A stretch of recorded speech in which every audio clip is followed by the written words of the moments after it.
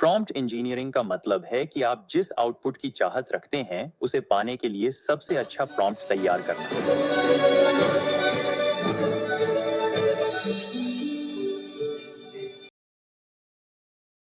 सोचिए कि आप अपनी रोजमर्रा की जिंदगी में भाषा का इस्तेमाल कैसे करते हैं।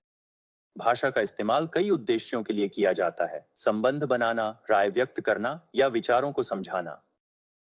और कभी-कभी आप भाषा का इस्तेमाल दूसरों को किसी खास तरीके से प्रतिक्रिया देने के लिए प्रेरित करने के लिए भी कर सकते हैं।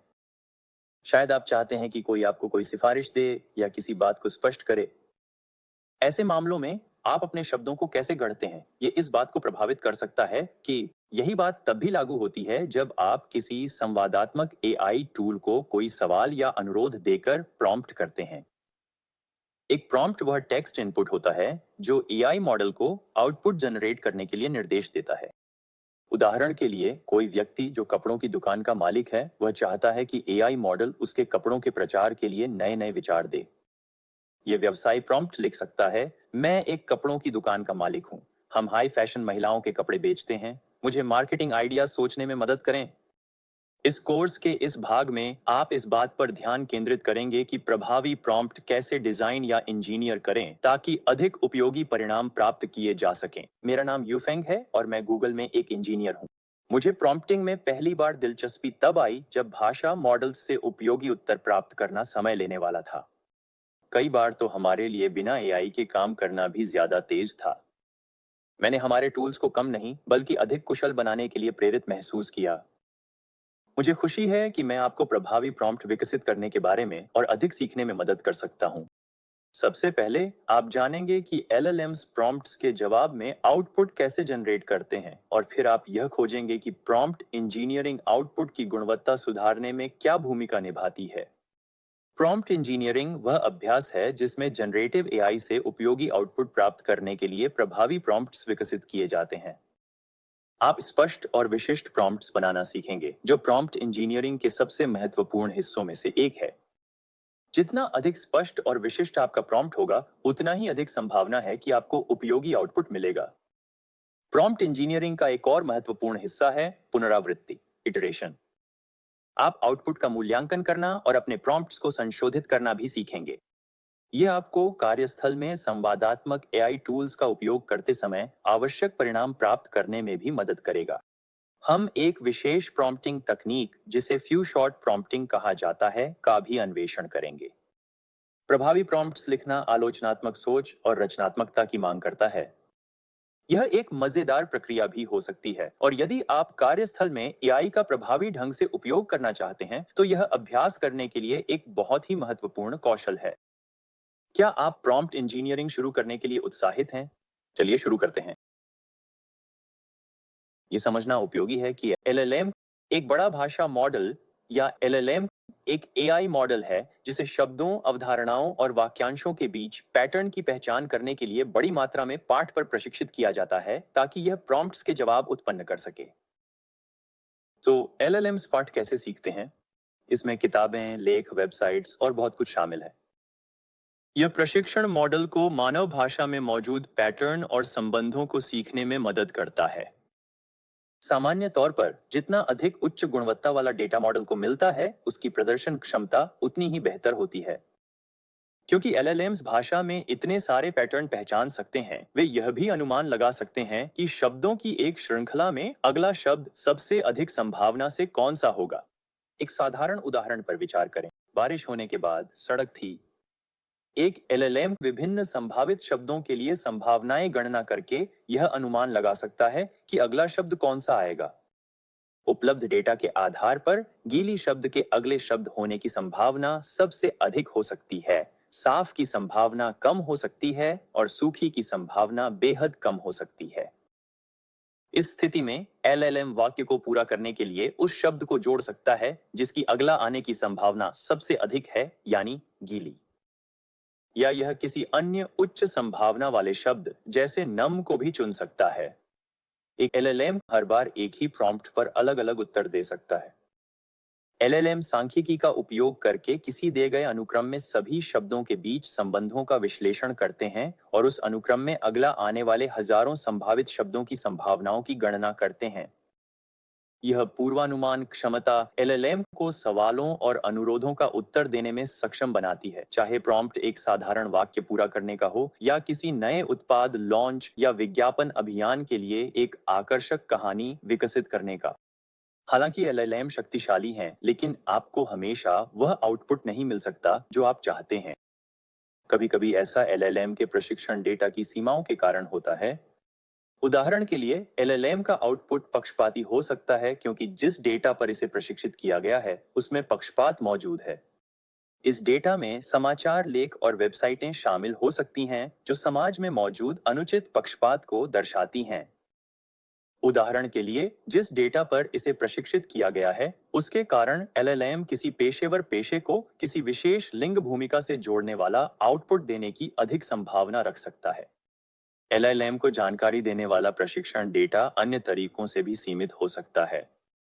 उदाहरण के लिए, एलएलएम किसी विशेष क्षेत्र या विषय के बारे में पर्याप्त सामग्री उत्पन्न नहीं कर सकता क्योंकि जिस डेटा पर इसे प्रशिक्षित किया गया है उसमें उस विषय के बारे में पर्याप्त जानकारी नहीं है। एक और कारक जो आउटपुट को प्रभावित कर सकता है वह है एलएलएम की कल्पना करने की प्रवृत्ति। कल्पनाएं वे एआई आउटपुट होती हैं जो सत्य नहीं होती। जहां एलएलएम कई प्रकार के प्रश्नों और निर्देशों का उत्तर देने में अच्छे होते हैं, वहीं वे कभी-कभी तथ्यात्मक रूप से गलत जानकारी भी उत्पन्न कर सकते हैं। मान लीजिए आप किसी कंपनी पर शोध कर रहे हैं और कंपनी के इतिहास का सारांश तैयार करने के लिए एलएलएम का उपयोग करते हैं। एलएलएम कल्पना कर सकता है और कुछ विवरणों के बारे में गलत जानकारी दे सकता है, जैसे कि कंपनी की स्थापना की तारीख या वर्तमान कर्मचारियों की संख्या।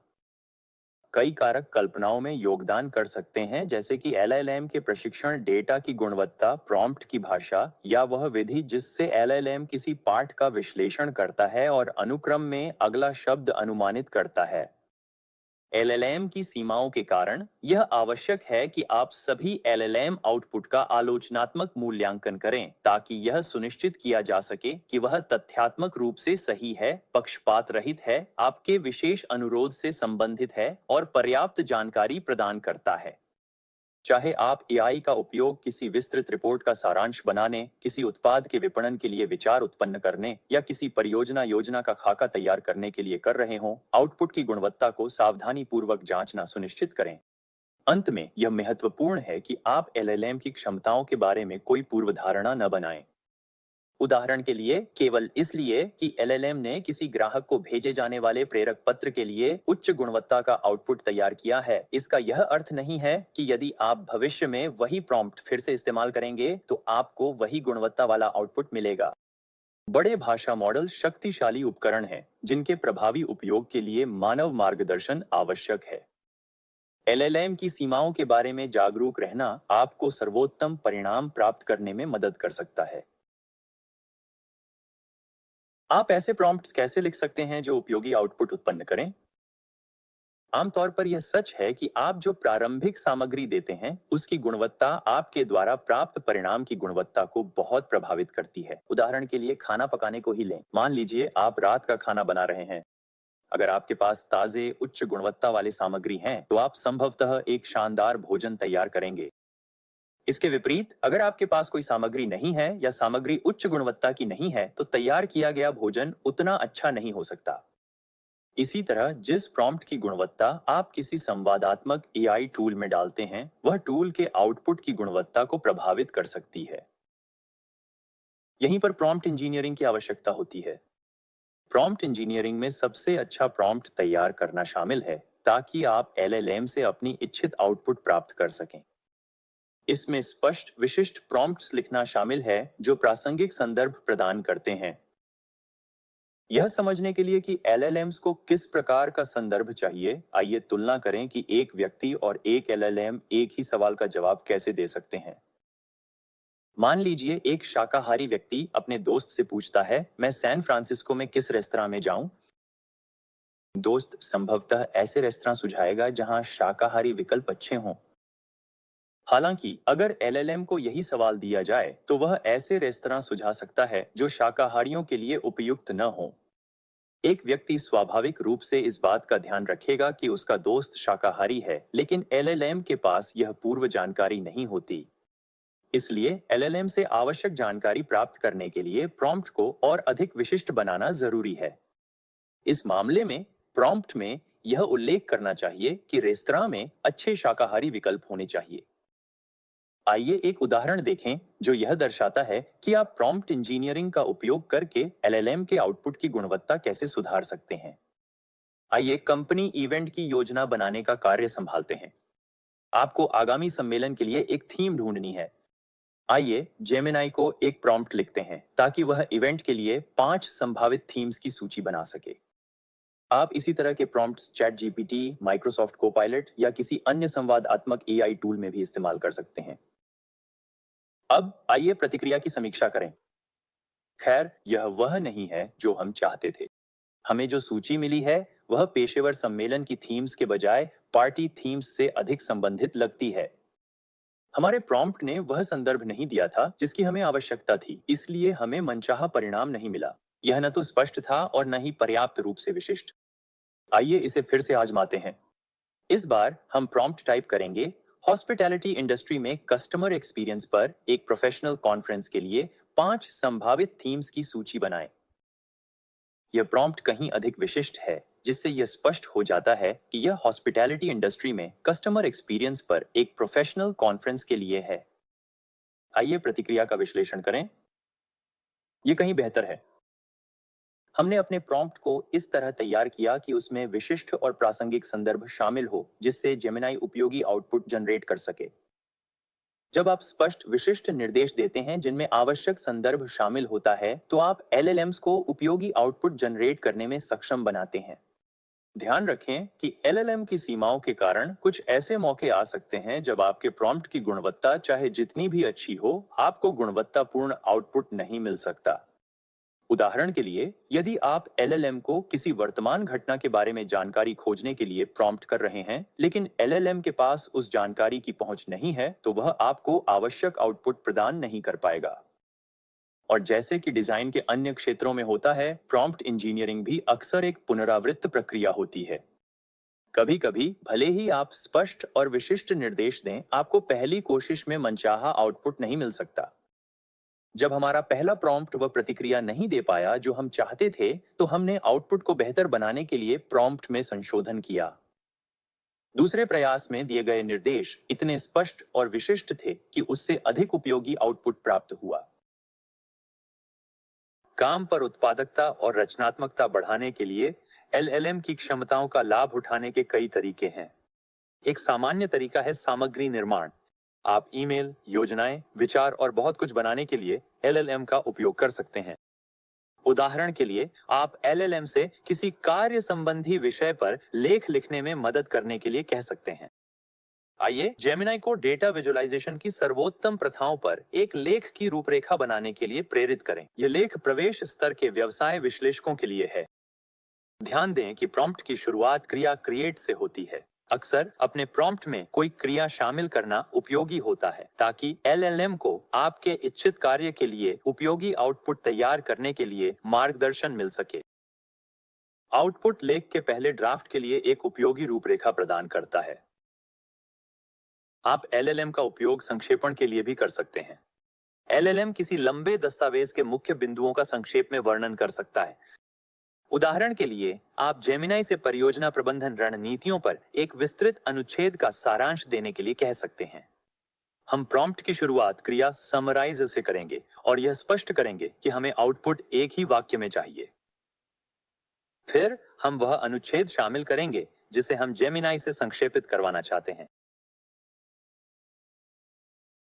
आउटपुट अनुच्छेद का एक सुविधाजनक एक वाक्यीय सारांश प्रदान करता है, जहां यह उदाहरण दिखाता है कि आप एक ही अनुच्छेद का सारांश कैसे बना सकते हैं। वहीं आप एलएलएम से लंबे पाठ और दस्तावेजों का भी सारांश बनवाने के लिए कह सकते हैं। वर्गीकरण एक और संभावित उपयोग है। उदाहरण के लिए, आप एलएलएम को ग्राहक समीक्षाओं के समूह में भावना या अनुभूति को सकारात्मक, नकारात्मक या तटस्थ के रूप में वर्गीकृत करने के लिए कह सकते हैं। आइए जेमिनाई को खुदरा वेबसाइट के नए डिजाइन के बारे में ग्राहक समीक्षाओं को सकारात्मक, नकारात्मक या तटस्थ के रूप में वर्गीकृत करने के लिए प्रॉम्प्ट करें। प्रॉम्प्ट में आउटपुट को निर्देशित करने के लिए क्लासिफाई क्रिया शामिल है। प्रॉम्प्ट में समीक्षाएं भी शामिल हैं। इस उदाहरण में 4 समीक्षाएं हैं। आउटपुट पहले 2 समीक्षाओं को सही ढंग से नकारात्मक, तीसरी को सकारात्मक और चौथी को तटस्थ के रूप में वर्गीकृत करता है। सोचिए कि आप बड़े वर्गीकरण कार्यों को कुशलतापूर्वक पूरा करने के लिए LLM का उपयोग कैसे कर सकते हैं। या आप LLM का उपयोग निष्कर्षण के लिए कर सकते हैं, जिसमें पाठ से डेटा निकालना और उसे एक संरचित प्रारूप में बदलना शामिल है, जिसे समझना आसान होता है। मान लीजिए आपके पास एक रिपोर्ट है जो एक वैश्विक संगठन के बारे में जानकारी प्रदान करती है। आप जेमिनाई को प्रॉम्प्ट कर सकते हैं कि वह रिपोर्ट में शहरों और राजस्व का सभी उल्लेख निकालकर एक तालिका में रखे। फिर हम अपनी प्रॉम्प्ट में रिपोर्ट को शामिल करेंगे। कृपया ध्यान दें कि आपको LLMs में गोपनीय जानकारी दर्ज नहीं करनी चाहिए, लेकिन इस उदाहरण में रिपोर्ट गोपनीय नहीं है। आउटपुट में एक तालिका दिखाई देती है जिसमें शहर और राजस्व के लिए कॉलम होते हैं। यह जानकारी को एक सुव्यवस्थित प्रारूप में प्रस्तुत करता है जिसे देखना आसान है। एक और उपयोग अनुवाद है। आप विभिन्न भाषाओं के बीच पाठ का अनुवाद करने के लिए एक LLM का उपयोग कर सकते हैं। उदाहरण के लिए आप जेमिनाई से प्रशिक्षण सत्र के शीर्षक को अंग्रेजी से स्पेनिश में अनुवाद करने के लिए कह सकते हैं। आउटपुट में चुनने के लिए स्पेनिश अनुवादों की एक विविधता शामिल होती है और प्रत्येक अनुवाद के पीछे तर्क भी समझाया जाता है। यह जानकारी आपको अपने दर्शकों के लिए सबसे उपयोगी विकल्प चुनने में मदद कर सकती है। या आप संपादन के लिए LLM का उपयोग कर सकते हैं, जैसे कि किसी पाठ के हिस्से की भाषा को औपचारिक से अनौपचारिक में बदलना और यह जांचना कि पाठ व्याकरण की दृष्टि से सही है या नहीं। उदाहरण के लिए जेमिनाई आपको इलेक्ट्रिक वाहनों पर एक तकनीकी विश्लेषण को संपादित करने में मदद कर सकता है, जिससे भाषा गैर तकनीकी दर्शकों के लिए अधिक सुलभ हो जाती है। हम प्रॉम्प्ट की शुरुआत क्रिया संपादित करें से करेंगे और यह स्पष्ट करेंगे कि भाषा गैर तकनीकी दर्शकों के लिए समझने में आसान होनी चाहिए। इसके बाद हम तकनीकी विश्लेषण शामिल करेंगे। आउटपुट विश्लेषण का एक ऐसा संस्करण प्रदान करता है जिसे तकनीकी विवरणों से कम परिचित दर्शक भी समझ सकते हैं।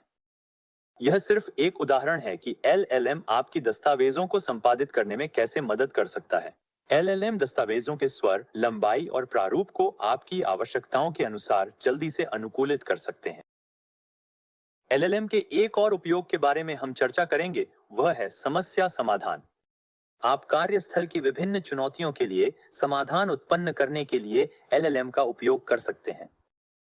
उदाहरण के लिए, जब आप किसी कंपनी इवेंट की योजना बना रहे हों, तो आप LLM को यह सुझाव देने के लिए कह सकते हैं कि वह ऐसे मेन्यू विकल्प खोजे जो कई मेहमानों की खाद्य प्रतिबंधों को ध्यान में रखते हुए छुट्टियों की थीम वाले मेन्यू के अनुरूप हों। और यहाँ एक और उदाहरण है।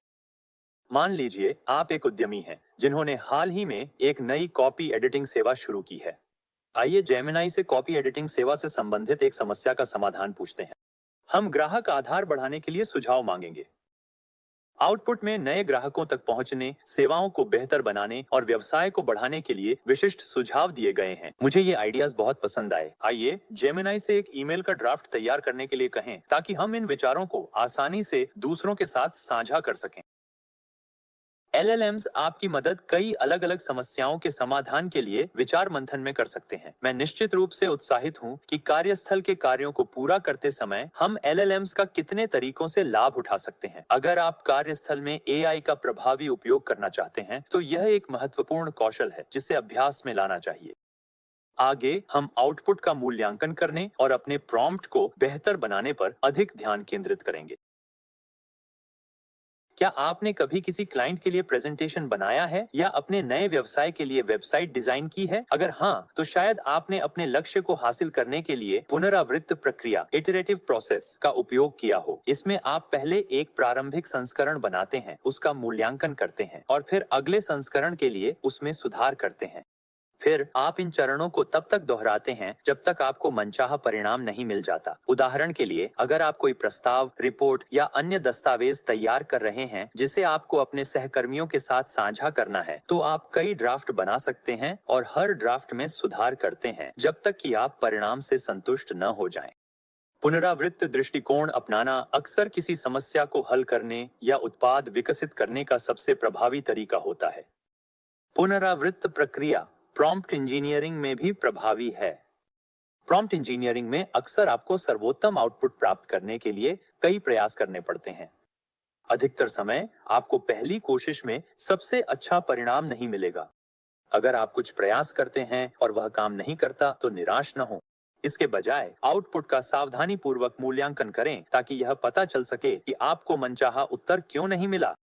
फिर अपने प्रॉम्प्ट को संशोधित करें ताकि बेहतर परिणाम मिल सके। आइए उन संभावित कारणों पर विचार करें जिनकी वजह से स्पष्ट और विशिष्ट प्रॉम्प्ट बनाने के बाद भी आपको उपयोगी आउटपुट नहीं मिल सकता। सबसे पहले, बड़े भाषा मॉडल्स में अंतर आउटपुट को प्रभावित कर सकते हैं। हर एलएलएम को अद्वितीय प्रशिक्षण डेटा और प्रोग्रामिंग तकनीकों के साथ विकसित किया जाता है और उसके पास विशिष्ट क्षेत्रों के बारे में अलग अलग पृष्ठभूमि ज्ञान होता है। इसी कारण अलग अलग मॉडल समान प्रॉम्प्ट्स पर अलग अलग तरीके से प्रतिक्रिया दे सकते हैं और कुछ प्रॉम्प्ट्स पर पर्याप्त उत्तर देने में असफल हो सकते हैं। आप जिस एलएलएम का उपयोग कर रहे हैं उसके साथ पुनरावृत्तिपूर्ण दृष्टिकोण अपनाने से सबसे अच्छे परिणाम मिलेंगे। दूसरा, एलएलएम की सीमाएं। पहले आपने सीखा था कि एलएलएम का आउटपुट कभी-कभी गलत, पक्षपाती, अपर्याप्त, अप्रासंगिक या असंगत हो सकता है। आपको एलएलएम के सभी आउटपुट का आलोचनात्मक मूल्यांकन करना चाहिए और खुद से निम्नलिखित प्रश्न पूछने चाहिए। क्या आउटपुट सटीक है? क्या आउटपुट निष्पक्ष है? क्या आउटपुट में पर्याप्त जानकारी शामिल है? क्या आउटपुट मेरे प्रोजेक्ट या कार्य से संबंधित है? और अंत में, क्या एक ही प्रॉम्प्ट को कई बार उपयोग करने पर आउटपुट सुसंगत रहता है? यदि आप मूल्यांकन के दौरान कोई समस्या पहचानते हैं तो अपने प्रारंभिक प्रॉम्प्ट में पुनरावृत्ति करने से अक्सर आप इन समस्याओं को हल कर सकते हैं और बेहतर आउटपुट प्राप्त कर सकते हैं। शुरुआत करने के लिए, यदि आप देखते हैं कि आपके प्रॉम्प्ट में कोई संदर्भ गायब है तो उसे जोड़ें। शब्दों का आपका चयन भी एलएलएम के आउटपुट पर महत्वपूर्ण प्रभाव डाल सकता है। अपने प्रॉम्प्ट में अलग अलग शब्दों या वाक्यांशों का उपयोग करने से अक्सर मॉडल से अलग अलग प्रतिक्रियाएं मिलती हैं। विभिन्न वाक्य संरचनाओं के साथ प्रयोग करने से आपको सबसे उपयोगी आउटपुट प्राप्त करने में मदद मिल सकती है। अब जब आप पुनरावृत्त प्रॉम्प्टिंग के बारे में अधिक जान चुके हैं तो चलिए एक उदाहरण पर विचार करते हैं। मान लीजिए आप एक वीडियो प्रोडक्शन कंपनी में मानव संसाधन समन्वयक के रूप में काम करते हैं। कंपनी उन छात्रों के लिए एक इंटर्नशिप कार्यक्रम विकसित करना चाहती है जो एनिमेशन और मोशन ग्राफिक्स डिजाइन में करियर तलाश रहे हैं। कंपनी संयुक्त राज्य अमेरिका के पेंसिल्वेनिया राज्य में स्थित है, जो मेरा गृह राज्य है। आपकी टीम पेंसिल्वेनिया के स्थानीय कॉलेजों के साथ साझेदारी करना चाहती है ताकि वहां के छात्रों को इंटर्नशिप के अवसर मिल सकें। पहले कदम के रूप में आपको पेंसिल्वेनिया में उन कॉलेजों की सूची बनानी है जिनमें एनिमेशन प्रोग्राम उपलब्ध हैं। इस सूची में कॉलेजों के आवश्यक विवरण शामिल होने चाहिए और यह एक सुव्यवस्थित प्रारूप में होनी चाहिए ताकि आपकी टीम उसे जल्दी से देख सके।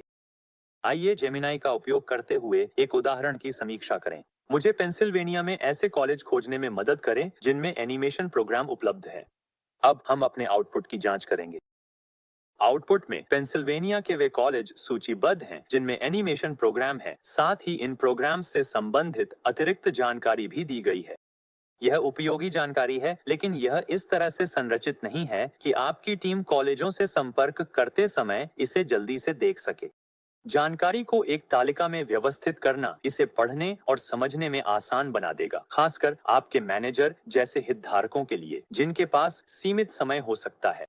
हम आउटपुट के वांछित प्रारूप को निर्दिष्ट करने के लिए संदर्भ जोड़कर प्रॉम्प्ट को दोहराकर सुधार सकते हैं। हम टाइप करेंगे, इन विकल्पों को एक तालिका के रूप में दिखाएं।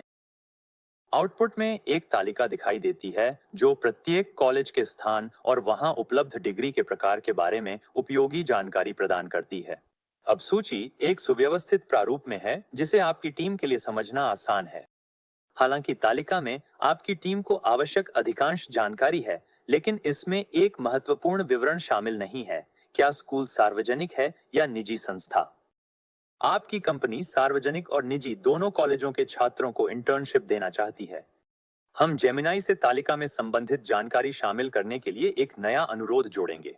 क्या आप एक कॉलम जोड़ सकते हैं जिसमें दिखाया जाए कि वे सार्वजनिक हैं या निजी? अब तालिका में एक कॉलम शामिल है जो यह दर्शाता है कि कोई कॉलेज निजी है या सार्वजनिक।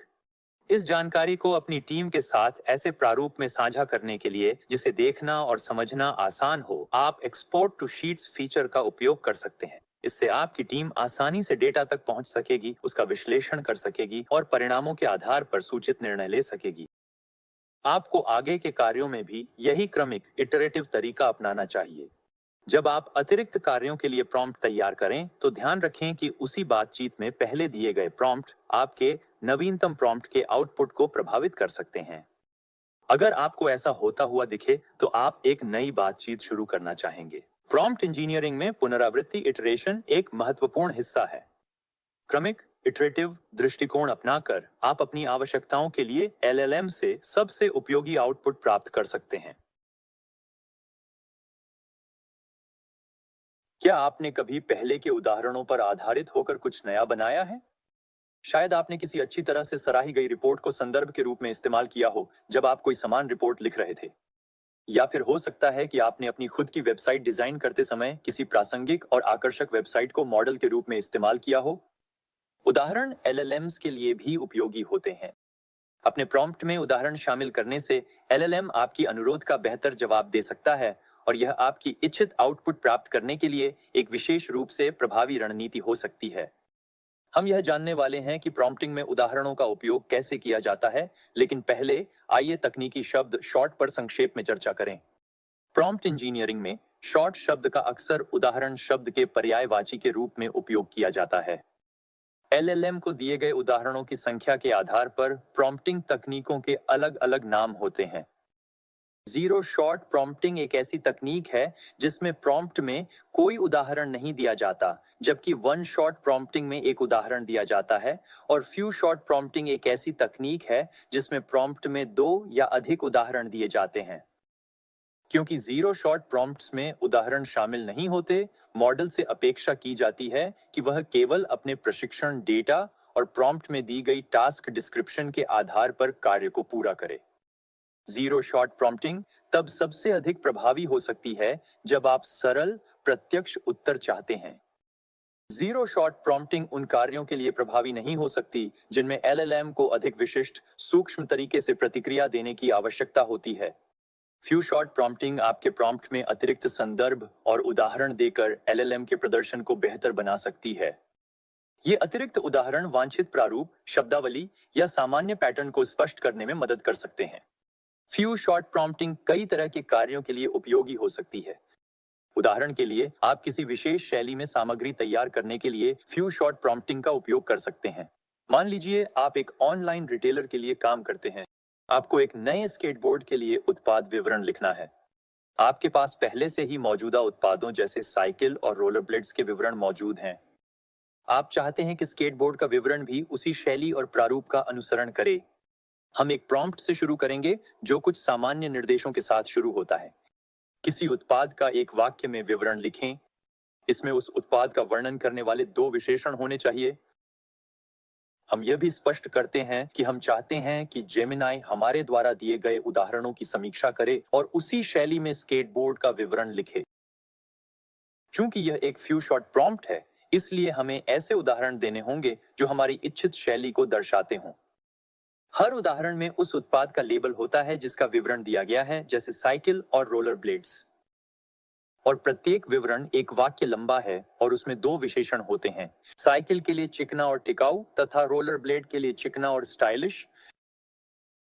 अब हम स्केटबोर्ड का लेबल टाइप करते हैं। जब हम यह लेबल जोड़ते हैं और उत्पाद का विवरण खाली छोड़ते हैं, तो हम जेमिनाई को संकेत देते हैं कि हम चाहते हैं कि वह स्केटबोर्ड का विवरण भी उसी तरह पूरा करे जैसे उसने अन्य 2 उत्पादों के विवरण किए थे। आइए अपने आउटपुट की समीक्षा करें। आउटपुट में स्केटबोर्ड का उत्पाद विवरण दिया गया है, जो हमारे द्वारा अनुरोधित मानदंडों को पूरा करता है और उसी लेखन शैली और प्रारूप में है, जैसा कि हमने अपने प्रॉम्प्ट में दिए गए उदाहरणों में देखा था। इस मामले में उपयोगी परिणाम प्राप्त करने के लिए 2 उदाहरण ही पर्याप्त थे, लेकिन प्रॉम्प्ट में शामिल करने के लिए आदर्श उदाहरणों की संख्या के लिए कोई निश्चित नियम नहीं है। कुछ एलएलएम केवल कुछ उदाहरणों का उपयोग करके पैटर्न को सटीक रूप से पूर्ण प्रस्तुत कर सकते हैं, जबकि अन्य एलएलएम को अधिक उदाहरणों की आवश्यकता होती है। साथ ही यदि आप बहुत अधिक उदाहरण शामिल करते हैं, तो एलएलएम की प्रतिक्रियाएं कम लचीली और रचनात्मक हो सकती हैं और वे उदाहरणों की बहुत अधिक नकल कर सकते हैं। अपने विशिष्ट कार्य के लिए सर्वोत्तम परिणाम प्राप्त करने के लिए कितने उदाहरण शामिल करने हैं, इसका प्रयोग करें। अब आप एक ऐसी प्रॉम्प्टिंग तकनीक जानते हैं जो आपको बेहतर गुणवत्ता वाला आउटपुट प्राप्त करने में मदद करेगी। फ्यू शॉट प्रॉम्प्टिंग एक प्रभावी रणनीति है जो आपको एलएलएम को अधिक उपयोगी प्रतिक्रियाएं उत्पन्न करने के लिए मार्गदर्शन करने में मदद कर सकती है। आपने प्रॉम्प्ट लिखने के बारे में बहुत कुछ सीखा है जिसे आप कार्यस्थल के कार्यों में लागू कर सकते हैं। इस खंड में हमने बड़े भाषा मॉडल या एलएलएम के आउटपुट पर चर्चा की। हमने देखा कि एलएलएम अपना आउटपुट कैसे तैयार करते हैं और आउटपुट में आपको किन संभावित समस्याओं का सामना करना पड़ सकता है। इसके बाद हमने प्रॉम्प्ट इंजीनियरिंग के एक मुख्य सिद्धांत पर ध्यान केंद्रित किया, यानी स्पष्ट और विशिष्ट प्रॉम्प्ट बनाना। आपने यह जाना कि एलएलएम से क्या करवाना है, यह स्पष्ट रूप से बताना और बेहतर आउटपुट के लिए सहायक संदर्भ शामिल करना कितना महत्वपूर्ण है। इसके बाद हमने यह जाना कि पुनरावृत्ति के माध्यम से एआई आउटपुट की गुणवत्ता कैसे बेहतर की जा सकती है। यह आवश्यक है कि आप अपने आउटपुट का मूल्यांकन करें और फिर आवश्यकता अनुसार अपने प्रॉम्प्ट को संशोधित करें। अंत में हमने फ्यू शॉट प्रॉम्प्टिंग के बारे में सीखा, जिसमें एलएलएम को मार्गदर्शन देने के लिए उदाहरण दिए जाते हैं। जाने से पहले मैं आपको एक अंतिम सुझाव देना चाहता हूं। हमने बड़े भाषा मॉडल को प्रॉम्प्ट करने पर ध्यान केंद्रित किया। आप इन्हीं सामान्य सिद्धांतों का उपयोग अन्य प्रकार के एआई मॉडल को प्रॉम्प्ट करते समय भी कर सकते हैं। उदाहरण के लिए, अगली बार जब आप एआई का उपयोग करके कोई चित्र बनाना चाहें, तो कोशिश करें कि आप जितना संभव हो उतना स्पष्ट और विशिष्ट रहें और फिर उस आउटपुट के करीब पहुंचने के लिए पुनरावृत्ति करें जो आप चाहते हैं। प्रॉम्प्ट इंजीनियरिंग की प्रक्रिया में आपका मार्गदर्शन करना शानदार अनुभव रहा। मुझे उम्मीद है कि आप कार्यस्थल में संवादात्मक एआई टूल्स का लाभ उठाते हुए इन कौशलों को लागू करना और विकसित करना जारी रखेंगे। सीखना जारी रखने के लिए मैं आपको प्रोत्साहित करता हूं कि आप गूगल एआई एसेंशियल्स के हिस्से के रूप में एआई का जिम्मेदारी से उपयोग करने के विषय का अन्वेषण करें।